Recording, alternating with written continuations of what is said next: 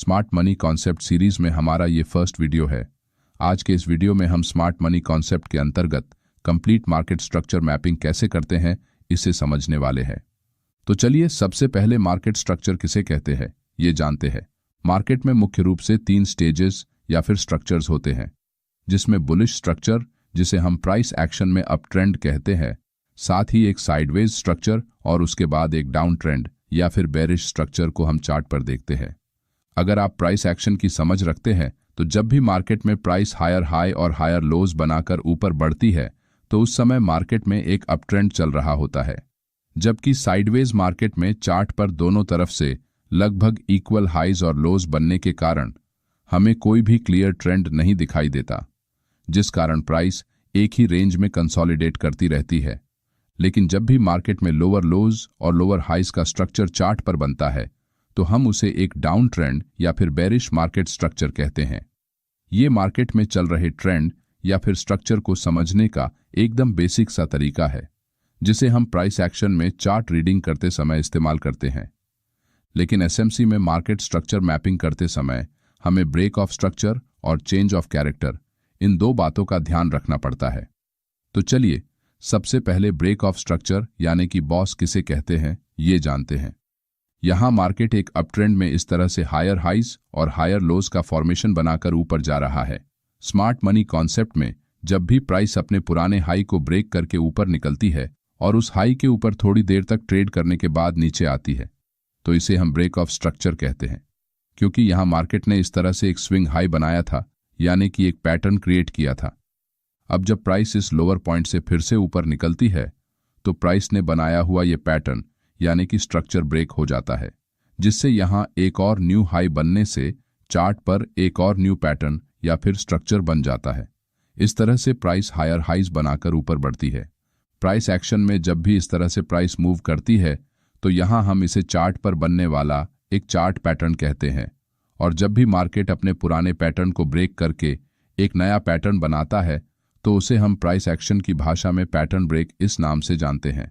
लेकिन इसी बात को स्मार्ट मनी कॉन्सेप्ट में ब्रेक ऑफ स्ट्रक्चर इस तरह के भारी भरकम नाम से बुलाया जाता है। यहां सिर्फ नाम ही चेंज हुआ है, लेकिन कॉन्सेप्ट लगभग वही है। जब भी प्राइस अपने पुराने हाई को ब्रेक करने के बाद ऊपर निकलती है और फिर से अपने पुराने स्विंग हाई पॉइंट से कम 50% के आसपास रिट्रेसमेंट लेकर नीचे आती है तो उस समय हम इसे एक वैलिड ब्रेक ऑफ स्ट्रक्चर कहते हैं, जिससे हमारा पुराना हाई यहां से आगे शिफ्ट होकर इस न्यू हाई में बदल जाता है। और जब मार्केट नीचे से ऊपर निकलते हुए एक बार फिर से अपने न्यू हाई को ब्रेक करके फिर से उसी तरह नीचे आता है तो यहां हमारा पुराना स्विंग लो अब यहां इस न्यू स्विंग लो में कन्वर्ट हो जाता है। अब इस तरह से जो पैटर्न बनता है तो इसे एक वैलिड ब्रेक ऑफ स्ट्रक्चर कहा जाता है, जहां प्राइस एक स्ट्रांग पुल बैक लेकर नीचे आती है और फिर से ऊपर की तरफ निकलती है। लेकिन बहुत बार जब मार्केट में एक स्ट्रांग अप ट्रेंड चल रहा होता है उस समय प्राइस थोड़ा सा नीचे आकर फिर से ऊपर निकलती है, जिससे चार्ट पर इस तरह से शैलो पुलबैक बनता है। अब इस तरह के पुलबैक को बहुत से न्यू ट्रेडर जो एसएमसी को सीख रहे हैं वो एक वैलिड पुलबैक मानते हैं, लेकिन ये एक गलत प्रैक्टिस है। जब भी प्राइस अपने पुराने स्विंग हाई को ब्रेक करने के बाद नीचे आते हुए अपने पुराने स्विंग लो से लेकर स्विंग हाई के कम से कम 50% या फिर उससे ज्यादा का पुलबैक लेती है तो हम उसे एक वैलिड पुलबैक कहते हैं। अब कौन सा पुलबैक वैलिड है और कौन सा इनवैलिड है, इसे जानने के लिए आप फिबोनाची रिट्रेसमेंट टूल का भी इस्तेमाल कर सकते हैं। यहां मार्केट अप ट्रेंड में है, इसीलिए हम चार्ट पर हमारे स्विंग लो से लेकर स्विंग हाई तक इस तरह से अगर फिबोनाची टूल को लगाते हैं तो यहां प्राइस जब तक इस 0.50 या फिर 0.618 लेवल के आसपास आकर रिवर्स नहीं होती तब तक आप इसे एक वैलिड पुलबैक नहीं मान सकते हैं। इस तरह के पुलबैक्स को हम डीप पुलबैक भी कहते हैं। एक डीप पुलबैक लेने के बाद अगर प्राइस फिर से अपने पुराने हाई को ब्रेक करते हुए ऊपर निकलती है तो उस समय हम हमारे पिछले स्विंग लो को इस न्यू स्विंग लो की तरफ शिफ्ट कर देते हैं। इसी तरह से मार्केट में स्ट्रक्चर मैपिंग करते हुए स्विंग हाइज और स्विंग लोज को आगे शिफ्ट किया जाता है, लेकिन बहुत बार प्राइस एक छोटा सा करेक्शन करते हुए नीचे आती है और फिर से अपना पुराना ट्रेंड कंटिन्यू करती है। उस समय इस तरह के पुलबैक में प्राइस फिबोनाची टूल के 0.382 लेवल को टच करके या फिर उससे पहले ही रिवर्स हो जाती है। इस तरह के पुलबैक को शैलो पुलबैक्स कहते हैं। जब भी मार्केट में एक स्ट्रांग ट्रेंड चल रहा होता है उस समय प्राइस थोड़ी देर के लिए पॉज लेती है, जिस कारण इस तरह के पुलबैक्स हमें चार्ट पर देखने को मिलते हैं। इसी कारण इन पुलबैक्स से बनने वाले लोज को हम स्ट्रक्चर मैपिंग में कंसिडर नहीं करते हैं, क्योंकि ये एक वैलिड पुलबैक नहीं है। अब ब्रेक ऑफ स्ट्रक्चर को जानने के बाद एसएमसी में चेंज ऑफ कैरेक्टर किसे कहते हैं, इसे जानते हैं। यहां हम फिर से एक अपट्रेंड का एग्जाम्पल लेंगे। एक अपट्रेंड में जब भी प्राइस इस तरह हायर लोज और हायर हाइज बनाकर ब्रेक ऑफ स्ट्रक्चर करते हुए आगे बढ़ती है, तो हम इसे एक स्ट्रॉन्ग अपट्रेंड कहते हैं। यहां प्राइस नीचे से लेकर यहां हायर पॉइंट तक आते हुए लगातार अपने पुराने हाइज को ब्रेक करते हुए आगे बढ़ी है, लेकिन एक पॉइंट के बाद प्राइस अपने पिछले हाई को ब्रेक करने के बजाय अपने पिछले लो पॉइंट को नीचे की तरफ ब्रेक कर देती है। अब पिछले कुछ समय से मार्केट में एक अपट्रेंड चल रहा था, जहां प्राइस हायर हाइज बना रही थी। इसका मतलब मार्केट एक ही दिशा और एक ही पैटर्न में मूव करते हुए एक जैसा बर्ताव कर रहा था, यानी कि उसका कैरेक्टर बुलिश था। लेकिन इस पॉइंट पर आने के बाद मार्केट अचानक से अपने पुराने हाई को ना ब्रेक करते हुए अपने पुराने स्विंग लो को ब्रेक कर देता है। इसका मतलब मार्केट ने अपने बुलिश स्वभाव से दूर जाकर यहां अपने पुराने कैरेक्टर के विपरीत जाते हुए एक बेरिश स्ट्रक्चर को फॉलो किया है, यानी कि उसके कैरेक्टर में बदलाव आया है। इसी बदलाव को स्मार्ट मनी कॉन्सेप्ट में चेंज ऑफ कैरेक्टर कहा जाता है। बहुत से लोग इसे चोंच या फिर चौक भी कहते हैं। अब इसे थोड़ा सिंपल वे में समझते हैं। यहाँ लेफ्ट साइड में प्राइस एक बुलिश ट्रेंड में है, यानी कि उसका कैरेक्टर बुलिश है, और इस राइट साइड के चार्ट में प्राइस एक बेरिश ट्रेंड में है, यानी कि उसका कैरेक्टर बेरिश है। लेकिन कुछ समय बाद प्राइस अपने पुराने पैटर्न को, यानी कि कैरेक्टर को आगे कंटिन्यू करने के बजाय प्राइस बुलिश पैटर्न में बेरिश और बेरिश पैटर्न में जब इस तरह से बुलिश स्ट्रक्चर को अगर चार्ट पर बनाने लगती है, तो उसे हम चेंज ऑफ कैरेक्टर कहते हैं। यहाँ प्राइस बुलिश ट्रेंड में इस तरह से ब्रेक ऑफ स्ट्रक्चर करते हुए आगे बढ़ रही है, जहां हर एक वैलिड पुलबैक के बाद हम अपने पुराने स्विंग लो को आगे शिफ्ट कर रहे हैं। लेकिन एक समय के बाद प्राइस अपने पुराने स्विंग हाई को ब्रेक करने में फेल हो जाती है और अपने प्रीवियस स्विंग लो को नीचे ब्रेक कर देती है, और फिर से ऊपर निकलते हुए अपने पुराने हाई को ब्रेक करने के बजाय एक बार फिर से अपने पुराने लो को ब्रेक कर देती है, जिससे चार्ट पर बनने वाले इस पैटर्न को हम चेंज ऑफ कैरेक्टर कहते हैं। क्योंकि मार्केट ने यहां अपना बुलिश स्ट्रक्चर बदलकर उसे बेरिश स्ट्रक्चर में कन्वर्ट किया है। चेंज ऑफ कैरेक्टर को हम ट्रेंड में आने वाले संभावित बदलाव के रूप में भी देख सकते हैं। इसका मतलब अगर चार्ट पर चेंज ऑफ कैरेक्टर जैसा स्ट्रक्चर बनता है, तो मार्केट अपना पुराना ट्रेंड कंटिन्यू करने में फेल हो गया है और मार्केट में एक न्यू ट्रेंड स्टार्ट होने के चांसेस बढ़ रहे हैं, जिससे आप इसके अकॉर्डिंग अपने ट्रेड एंट्री को प्लान कर सकते हैं। लेकिन कौन सा ब्रेक ऑफ स्ट्रक्चर और चेंज ऑफ कैरेक्टर वैलिड है और कौन सा इनवैलिड है, इसे कैसे पहचानना है, चलिए जानते हैं। यहां मार्केट हायर हाइज और हायर लोज का स्ट्रक्चर बनाकर बुलिश ट्रेंड में ट्रेड कर रहा है। यहां पहली बार प्राइस अपने इस हाई को ब्रेक करती है और फिर से नीचे जाते हुए पुल बैक लेकर अपने पुराने हाई को ब्रेक करने की कोशिश करती है, जिससे चार्ट पर इस हाई पॉइंट के पास एक लॉन्ग विक कैंडल बनती है। लेकिन ये एक वैलिड ब्रेक ऑफ स्ट्रक्चर नहीं है, क्योंकि यहां कैंडल की क्लोजिंग प्रीवियस स्विंग हाई के ऊपर नहीं हुई है। इसलिए हम इसे स्मार्ट मनी कॉन्सेप्ट में एक लिक्विडिटी स्वीप कहते हैं, क्योंकि मार्केट ने यहां इस हाई के आसपास जो भी सेलर्स के स्टॉप लॉस लगे हुए थे, उन्हें अब्जॉर्ब करने की कोशिश की है। थोड़ी देर बाद प्राइस एक छोटा सा पुल बैक लेकर ऊपर बढ़ते हुए अपने पुराने स्विंग हाई के ऊपर कैंडल क्लोज करती है, तो अब हम इसे एक वैलिड ब्रेक ऑफ स्ट्रक्चर कह सकते हैं। जैसे ही हमें यहां एक वैलिड ब्रेक ऑफ स्ट्रक्चर मिलता है, तो हम अपने पुराने स्विंग लो को इस न्यू स्विंग लो में शिफ्ट कर सकते हैं। थोड़ी देर बाद प्राइस फिर से एक पुल बैक लेकर अपने पुराने स्विंग हाई को ब्रेक करने की कोशिश करती है, लेकिन यहां भी कैंडल इस स्विंग हाई के ऊपर क्लोज करने में फेल हो जाती है और प्राइस तेजी से नीचे गिर जाती है। इसका मतलब यहां कोई भी वैलिड ब्रेक ऑफ स्ट्रक्चर नहीं हुआ है, जिस कारण हमें अपने पुराने स्विंग लो को आगे शिफ्ट करने की कोई भी जरूरत नहीं है।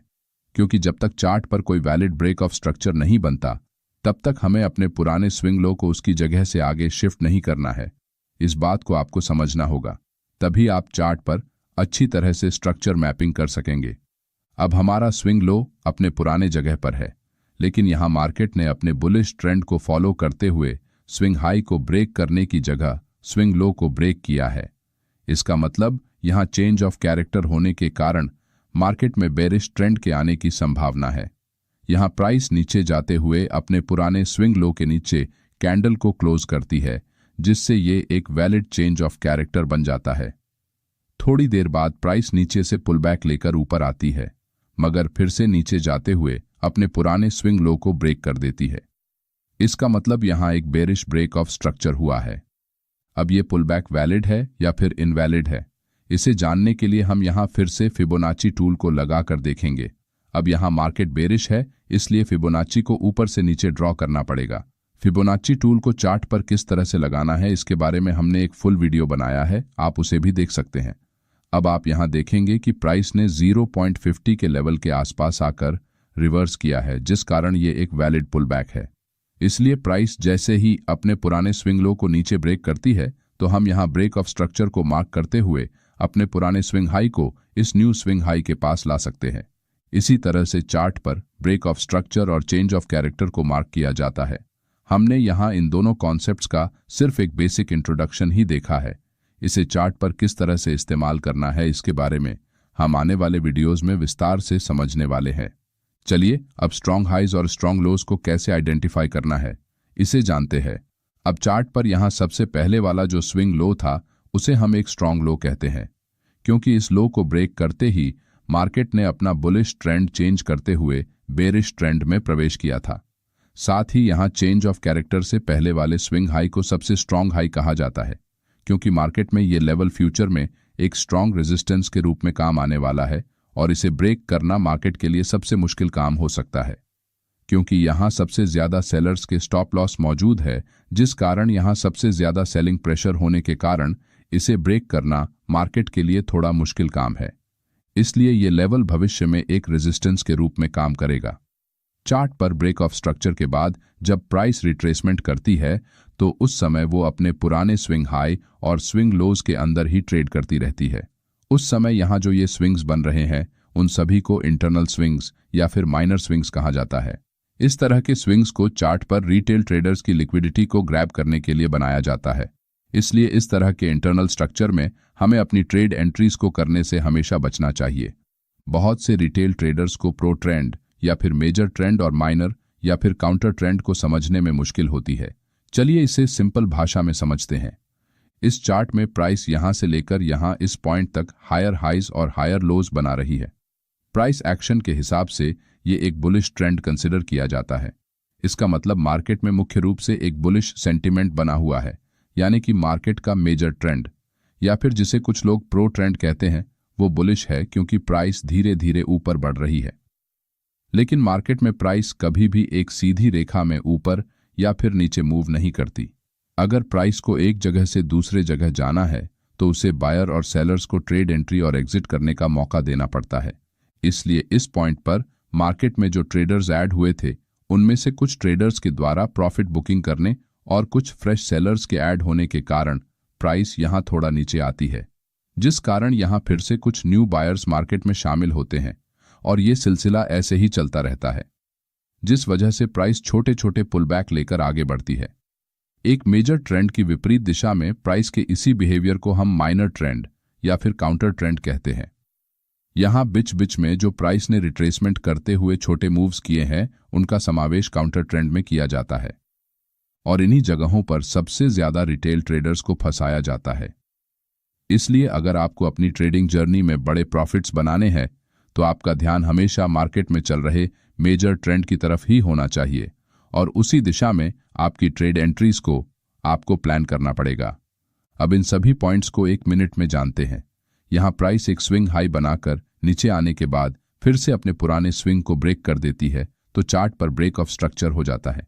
कुछ देर तक ऐसे ही हायर हाइस और हायर लो बनाकर ऊपर जाने के बाद जब प्राइस अपने आखिरी स्विंग लो को नीचे की तरफ ब्रेक करते हुए फिर से एक लोअर हाई लगाती है तो यहाँ चेंज ऑफ कैरेक्टर हो जाता है। यहाँ हमारा मेजर ट्रेंड बुलिश है क्योंकि प्राइस हायर हाइज लगा रही है, तो ये बीच के जो पुलबैक है वो हमारा काउंटर ट्रेंड है। साथ ही ये स्विंग हाई और ये स्विंग लो स्ट्रॉन्ग है, तो ये बीच में बन रहे स्विंग हाई एंड लोज को हम वीक हाई एंड लोज कहते हैं और साथ ही इन्हें इंटरनल स्ट्रक्चर भी कहा जाता है। यहाँ ये एक इनवैलिड पुलबैक है क्योंकि मार्केट यहाँ 50% से कम रिट्रेस हुआ है, तो ये एक वैलिड पुलबैक है क्योंकि यहाँ प्राइस ने डीप पुलबैक लिया है। इस वीडियो में हमने स्मार्ट मनी कॉन्सेप्ट्स के सिर्फ कुछ बेसिक कॉन्सेप्ट्स को कम समय में जानने की कोशिश की है। अगले वीडियो में हम इससे एडवांस्ड और एक्चुअल ट्रेडिंग में काम आने वाले कॉन्सेप्ट्स को 1 बाय 1 फुल डिटेल में चार्ट्स पर अच्छी तरह से समझने की कोशिश करें।